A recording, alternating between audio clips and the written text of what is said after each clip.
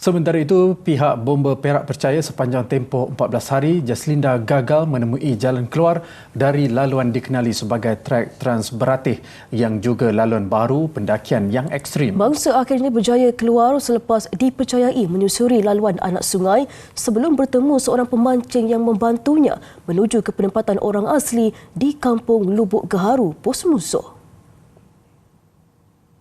Penolong pengarah operasi Bomba Perak Sabarudzi Nur Ahmad berkata, mangsa dipercayai banyak bergerak dan berpusing-pusing sekitar Gunung Rayu dan Bukit Berapit 1 dan 2 sebelum tiba di lokasi Kem Mak Jumaat lalu. Kawasan itu antara sektor pencarian dikenal pasti pasukan penyelamat. Jaslinda pernah mengalami tempoh kira-kira 3 hari tanpa bekalan air mencukupi dan hanya membasahkan mulut menggunakan air embun.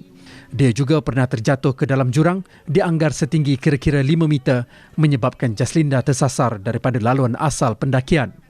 Berdasarkan pengesahan Jaslinda, beberapa petunjuk, sektor pencarian dan analisis pergerakan pasukan penyelamat adalah tepat dengan laluan mangsa sebelum dia ditemui selamat di perkampungan orang asli Lubuk Gaharu.